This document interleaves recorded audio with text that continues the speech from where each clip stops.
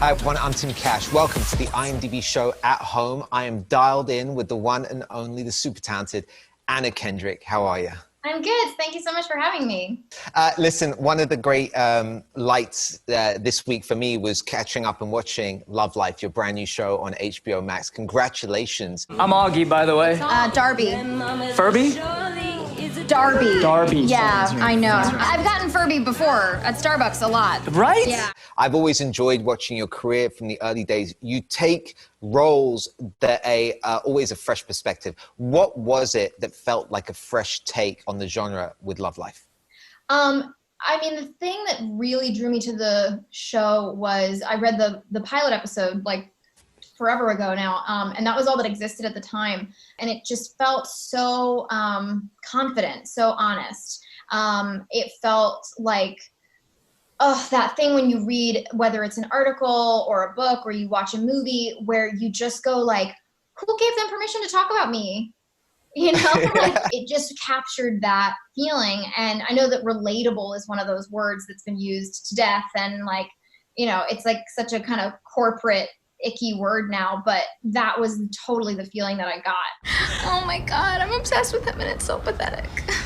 I mean, I thought that when I was 24, I had a bad dating life, and then I get to meet Darby, who just rude. I'm telling you, she had a funny life, that's for sure. But here's the thing, yeah. I'm telling you, like, you did have it as bad as Darby. We all thought we knew, we all thought we had it all figured out, and that was actually hard. Like, there were times in those early episodes where I was like, can I just play it a little cooler? Can I just be a little less, like, either clingy or guarded, or like whatever the thing might have been, and you just have to be honest. I'm gonna be totally chill. Totally.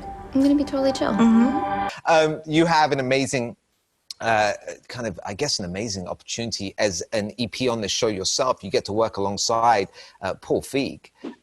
This is somebody who literally makes the world of television and film a better place.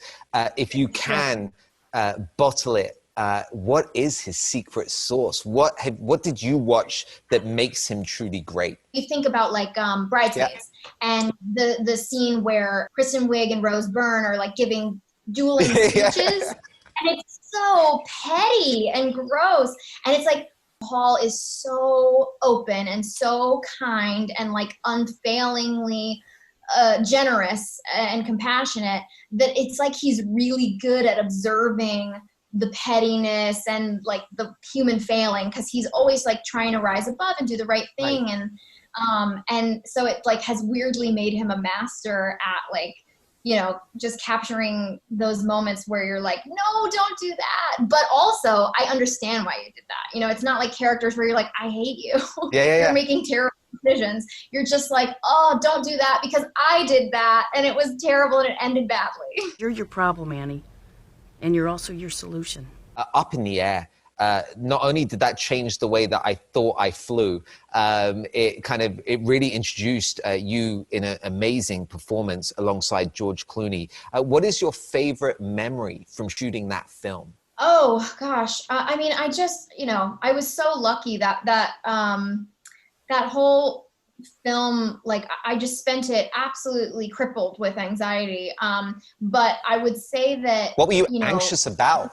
Like what? I just figured I was going to get fired. I thought it was going to be like an Eric Stoltz in Back to the Future situation where I would be like a footnote in the history of that film. Like, oh, you know, they started filming it with this girl. And then the first time I was doing a scene with George, we kept like resetting and going back to one. And he must have like absolutely sensed it and seen it in my terrified eyes, because he was like, oh, do you get nervous? God, I get nervous. And I just thought like, oh my gosh, he gets nervous. Like it did exactly what he wanted it to do, which like, I was like, he gets nervous too? Okay, well then, yeah, George, this is normal. Yeah, great. Like, so it's okay that I'm nervous and I don't have to hide that I'm nervous. And, 10 years later, he wasn't nervous. My God, but what a kind thing to say, you know, like to just look around and go like, how can I make this situation easier for everybody And else? have you ever done that for somebody else? Like, has that passed on?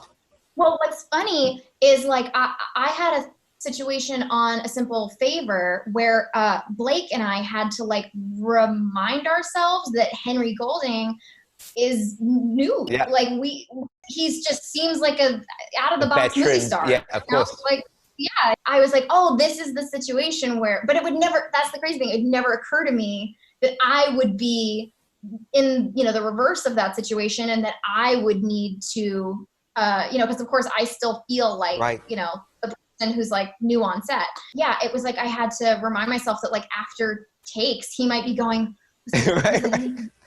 you know, and like, you know, to remember that he's like just trying to navigate this whole thing. People say these things all the time. It's part of the trade. They do. Yeah. With everyone watching at home, you can see Anna in Love Life, streaming right now on HBO Max. Anna Kendrick, thank you so much for joining us, sending you nothing but love. Thank you so much for your time, Anna. Thank you so much. Thank you. Bye. Bye.